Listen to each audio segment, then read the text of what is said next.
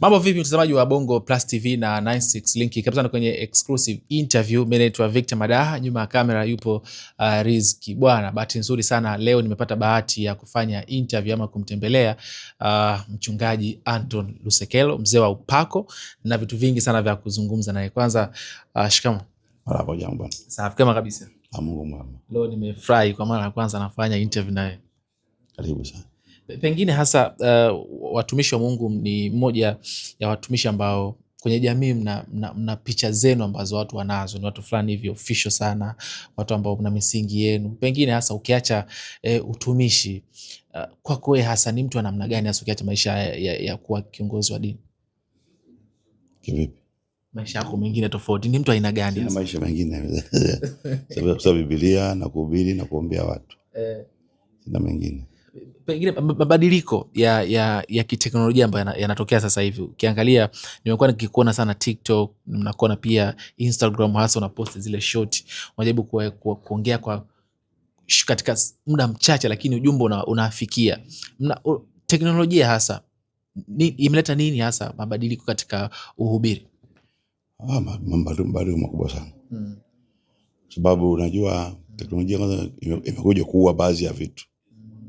Kwa TV zimekufa kabisa. Mimi zamani kwa miaka zaidi ya 20 nimehubiri kupitia Channel 10 na Star TV. Zamani ITV, TBC, ilikuwa impact ni kubwa sana. Lakini baada ya kuja mitandao, teknolojia hii, TV yani kazi imekufa. Nasema mwenyewe nilikuwa na TV na Mzee Wako TV nimefunga sababu hakuna watazamaji. Sababu mimi ndani ya masaa 8 nikiwa live Facebook napata watu 500 walioshika simu live. Kama tumeposti jana Instagram tumepata watu 28,000 kwa masaa kama 9 tu. Kwa hiyo na kwa bei rahisi. Sasa TV inabidi ulipe internet mamilioni ya fedha. Satellite mamilioni ya fedha. Ulipe kodi ya serikali mamilioni ya fedha. Alafu watazamaji hakuna. Sababu unaandaa maudhui wewe, bado ulipe serikali kodi yake, walipe TRA, TCRA, umlipa naye kurushia maudhui Azam au Star Times. Alafu watazamaji hamna. Na matangazo ya biashara mengi yamehamia kwenye online. Kwa sisi makanisa tunatuna matangazo biashara. Kwa hiyo teknolojia hii imeleta mapinduzi makubwa. Hiyo Mzee Wako TV mimi nimehamishia kwenye TV zote za iSense duniani kote. Ukiwa na iSense duniani kote unaiona Mzee Wako TV. Unaipata. Ndio, yani dunia mbadilika hivi. Hongera sana. Ukiwa na iSense tu. Ukiwa ile inaitwa Twitch. Ukaandika Mzee Wako TV. Unaiona popote wewe kijijini, wala watu na internet.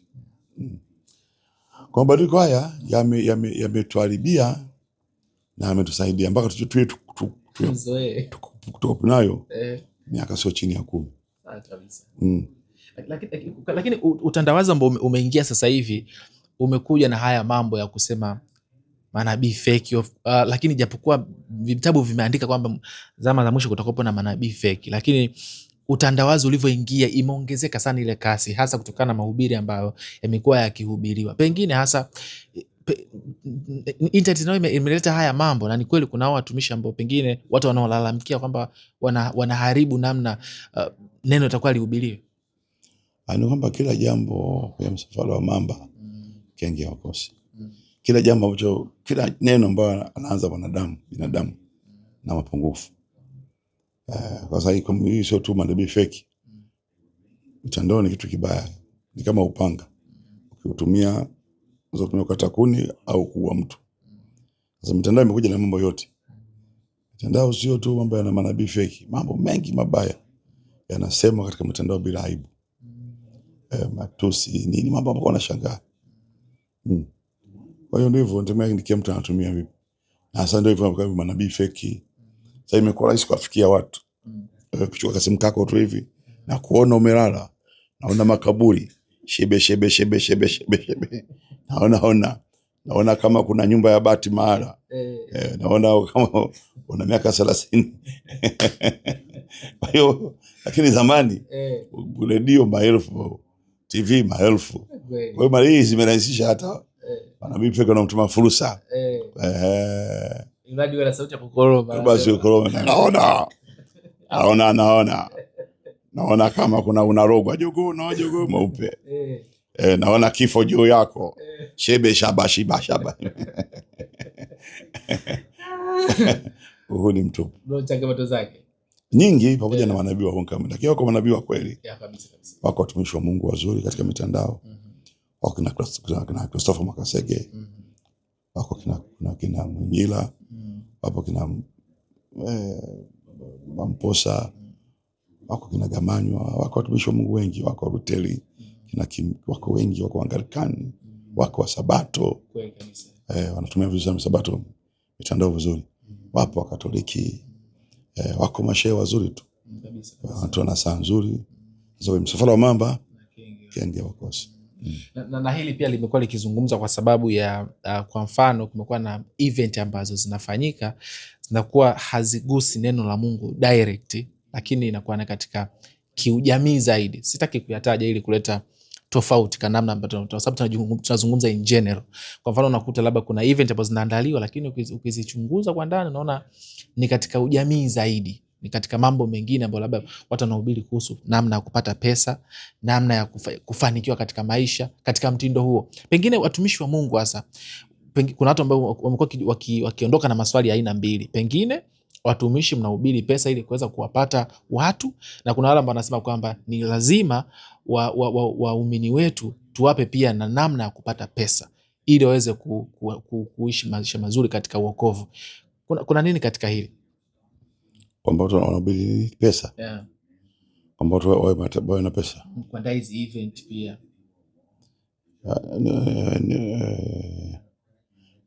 Sielewa swala kwa uzuri. Nazungumza kwamba katika hii mitandao imekuja sasa hivi wameibuka mahubiri aina nyingi. Kuna wale ambao wamekuwa wakiandaa labda tukio fulani ambalo linajumuisha watu aina dini zote. Mara nyingi imekuwa likitumika hilo neno. Wanahubiri labda siku fulani tutahubiri kuhusu jambo fulani, ama siku hii itakuwa ni siku ya wanaume, siku ya wanawake, lakini ukiangalia ni watu wa jamii yote. Lengo ni kuhubiri kuhusu watu kufanikiwa na ni watumishi wa Mungu. Kuna wale ambao wanaamini kwamba kuhubiri vile ni kuwatengenezea waumini wako wapate mafanikio, na kuna wale ambao wanaamini kwamba hii ni njia ya kupata pesa tu. Kwani kwenye hili watu waamini nini hasa katika hivi? Sasa ni kwamba unajua kila mtume na kitabu chake. Zama zimebadilika sana. Unajua mimi nimefanya kazi hii sio chini ya miaka 43. Nimeanza miaka mingi. Miaka sema mingi sana.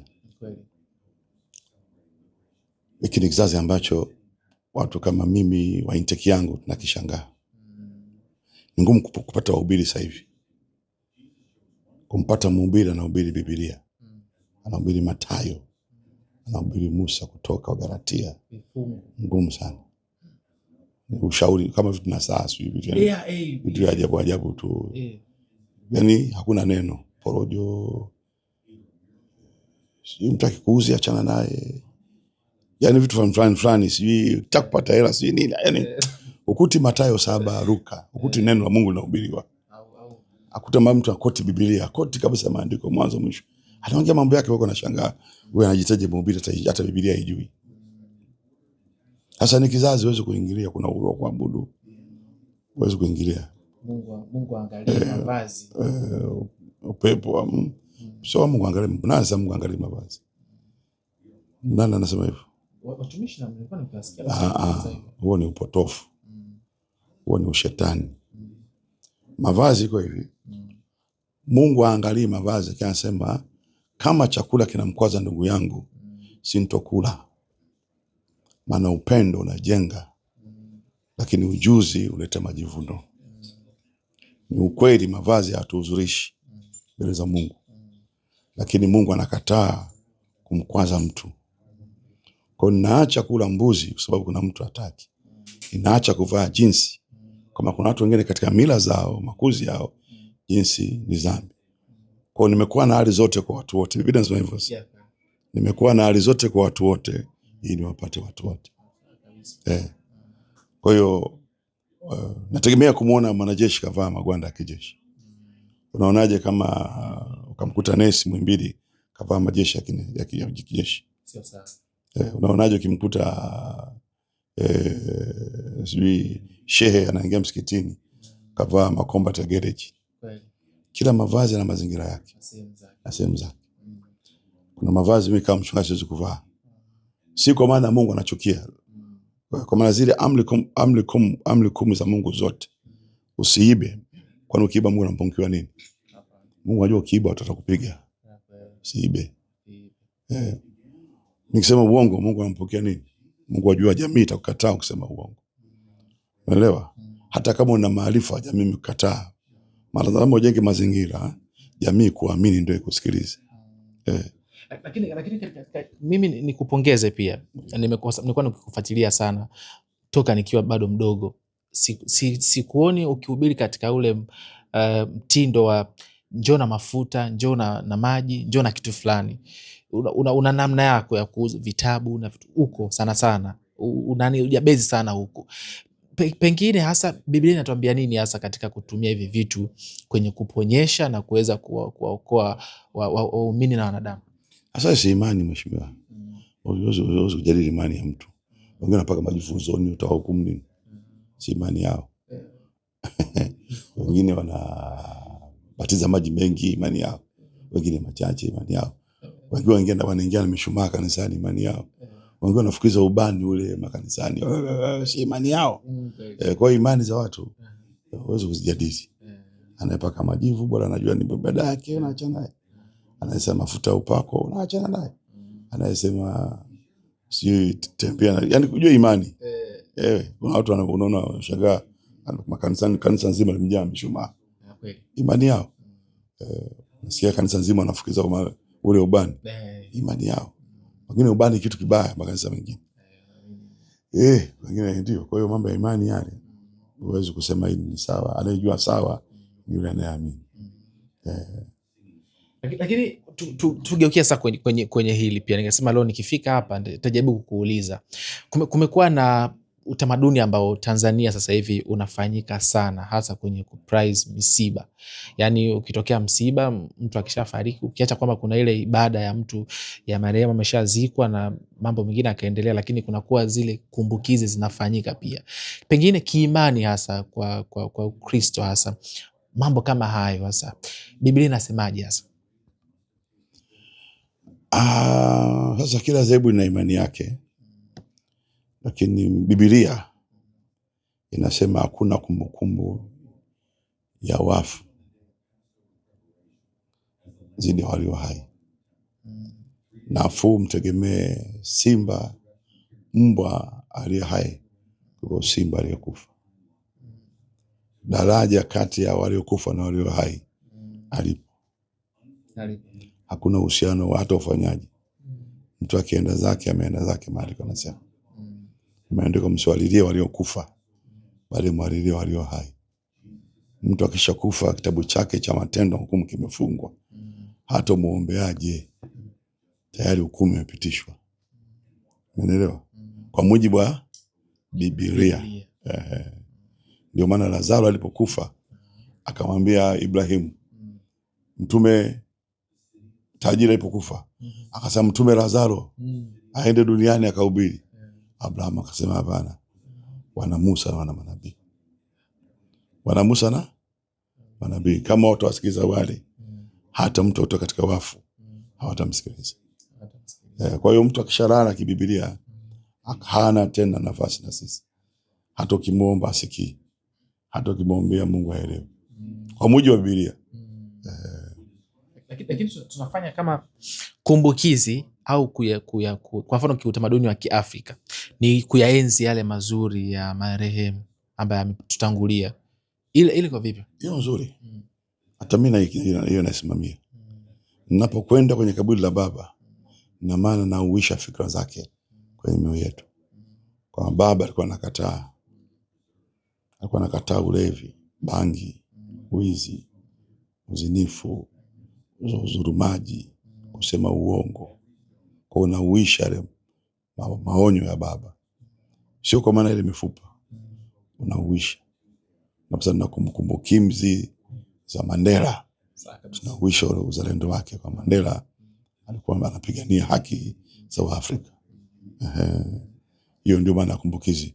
Na kwenda kufikia kaburi kwa sababu ya kukumbuka mazuri ambayo huyu bwana alituachia ili yadumu. Ni hilo tu. Sawa kabisa.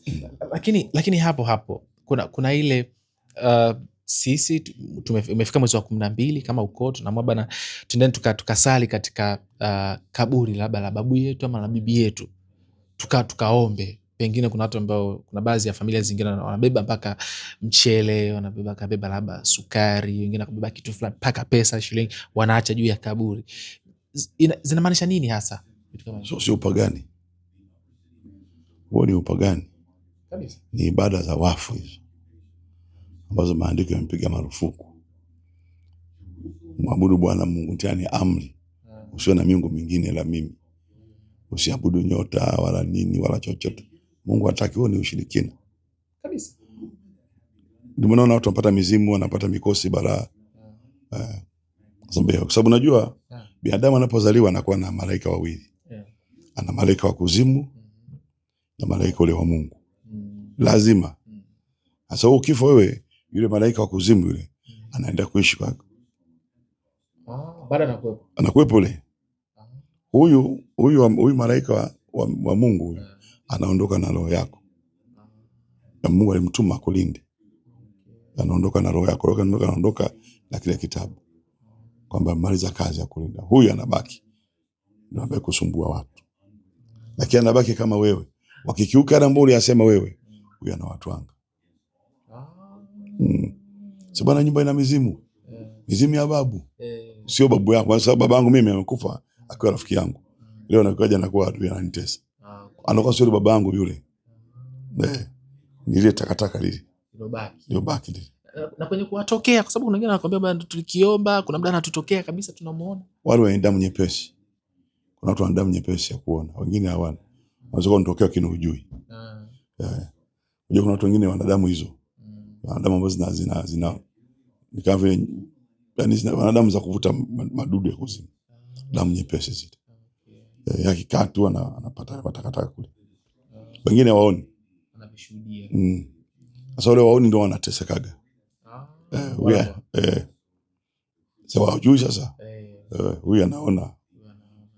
Sasa ukienda kwa kutambika kule, hiyo inatulia. Lakini unakuwa umechanganya nani na Mungu anasema usiona miungu mingine. Sababu kwamba hiyo mizimu ya kwenu katambike. Kweli kwenda kutambika inatulia. Sasa lakini huyu jamaa anaitwa mwivi aje na kuchena kuharibu. Ni ngumu sana kuyakontrol majamaa. Maana yatabiriki. Utatoa ng'ombe mwezi huu, kesho kutwa anaenda kuchenchia. Mungu peke yake ndio ana kigeugeu. Na Mungu akuhukuma na kuonya tu bana. Sasa hii mizimu hii ipo kwenye makaburi kule. Nategemea sasa na wewe babako. Kama alikuwa mtu, kwa sababu damu za watu hazifanani. Ni kweli. Unaweza kuua watu 10 lakini mmoja atakusumbua. Wengine ukiliwa linakufa moja kwa moja. Wengine hayafaji. Spirit ndio bado inabaki. Ndio. Ndio maana makaburi walikataa kumuua Mandela. Walikuwa tayari kumuua Stephen, anasema la pamoja. Walikataa kumuua Stephen Biko, walikubali. Lakini Mandela walimwacha. Ndio maana Marekani wakumuua Saddam Hussein. Walitaka wamuue ndugu zake wenyewe. Wanajua kupima damu za watu. Na damu zinasema. Ndio utaua hamna shida. Kuna mgeni kuliua na damu mbaya. Inaondoka na sura yako. Yako majitu kama dunia mengi tu. Duniani. Unaona kama yule mzee wetu Mkwawa. Mkwawa waliua wakaondoka na jino lake. Ujerumani. Wakaenda baada ya miaka 30 40 jino likaanza kusema. Jino la Mkwawa ndio. Kwenye ndoto jamani nasema na wasumbua na ugua moja ajabu. Nyumba ile wale watoto wale askari ile moja jina maana. Wakachukua ile jino walikuwa wameka kwenye kabati. Wakalichukua wakaenda kutupa baharini. Wanaoja kesho analikuta liko ndani. Lipo ndani yarudi. Wakilala linasema nye mtegu kae. Kwenye ndoto. Nye mtegu kae. Kabla Wajerumani walileta ile jiwe. wakalipima na mtoto wake mjukuu Sapi, ile ni DNA sawa sawa, amerudisha wale jamaa mpaka leo mambo safi. Kwa hiyo kuna watu wengine wana mizimu mikali. Tuachane na utaratibu, ushauri wako sasa kwa jamii, tuachane na utaratibu wa kuenzi marehemu, ama tuenzi katika mtindo upi? Ujumbe wako. Tuenzi kwa maana tukafagia makaburi yao, sio kwa maana ya ibada. Kumbukumbu za fikra zake, sio ibada. Tusimsahau. Mkienda pale mnakumbuka maisha yake, mwenendo wake, tabia zake, sio ibada. Naona bwana alikuwa mtu hivi, mtu mwema, mtu kazi, hiyo. Lakini ili shughuli uianzishe, si ni ibada pia? Sasa ibada si kila kitu. Yaani ibada ujue mpaka hayo ibada mpaka umetia nia. Sawa kabisa. Umetia nia. Na unaweza kuomba kwa maana Mungu Baba, asante ulitupa mtu huyu. Pale kwenye makaburi. Ulitupa mtu huyu na ukamtoa kwa wakati wako. Jina lako Baba libarikiwe. Lakini Mungu pia utusaidie tuweze kuyaishi na kuyaenzi maisha ndugu yetu. Mkiwa pale kaburi pale, useme si Baba naomba mpokee mtu wako, msamehe kaburi, awe marehemu, tunakutegemea. Huko bwana hakuna maokoto, tusaidie. Yeye mwenyewe alikuwa na maokoto. Sasa atakuja apate maokoto akiwa kaburini. Babu yako amekufa na basikeli yani. Hakuna baba magumu, atafuta kazi sipati, sina maokoto. Haiwezekani mheshimiwa. Unaona? Wewe nenda kanisani kule kaombe Mungu. Lakini kwa ile msaada kutoka kwa waliokufa ni haupo yani. Hamna. Sasa inaweza je mali kaja ile jamaa ile dudu lake ile ulosema. Likaja kweli kama baada ya kuomba mambo yakaanza kuwa mazuri. Sababu lengo la matakataka pia ni kutenga na Mungu. Kati ile connection. Kwa nikienda mama nafanikiwa, unaenda kila siku. Kwa hiyo kule kwenye ibada makanisani sijui wapi wewe tena. Kwa hiyo unaweza kaenda kule kuomba makaburi. Kule kaomba mambo yananyoka. Kweli mambo ya imani ni magumu. Mchungaji, unajua kwa sababu kuna watu wengine wanakuambia wakienda kama ulivyozungumza, wakienda kwenye makaburi ya wazazi wao, wakiwakumbuka vitu vinaenda, na kuna wale ambao kama ulivyozungumza mtu akienda mambo anaanza kuharibika. Inaharibika. Asoe na haribiko hiyo, unajua Mungu anampenda. Kabisa. Ndio Mungu anakupenda na kupiga. Hataki uende kule. Anakutafuta huyu Mungu, huyu Mungu wa mbinguni sawa, Mungu wa Ibrahim. Anakutafuta sasa. Sababu pia maandiko yanasema Mungu ameutia nguvu potofu ili wanapotea wazidi kupotea. Kwa Mungu wakati mwingine anasupport ujinga ili utende kwa wajinga. Nasema mwenye kuzuluma azidi kuzulumu, na mwenye haki azidi kufanya haki yake, na mtakatifu azidi kutakaswa. Kila mtu atalipwa sawa na kazi yake ilivyo. Kwa hiyo wewe mambo kwa makaburi unakuja unapigwa zaidi, jua wewe ni mtu wa Mungu. Wewe ni mteule, ile hujajijua tu. Wewe nyota yako iko kanisani. Kuna kiongozi mmoja wa kidini, mtumishi wa Mungu, nilizungumza naye. Akazungumza akasema kwamba kama ulivyozungumza mtu anapozaliwa anakuwa na malaika na kushoto na kulia. Akasema kwamba kuna wale ambao wanawatumia vizuri, wanawasaidia katika maisha. Mfano, mtu ameenda kuombewa labda kanisani, ama ameenda kwa shekha, ama ameenda labda kwa mganga, akifika anamwambia wewe na kuona umetoka jana ulikuwa na tatizo fulani ama una ugonjwa fulani. Akananiambia kwamba ni hawa waga wanazungumza nao wale malaika.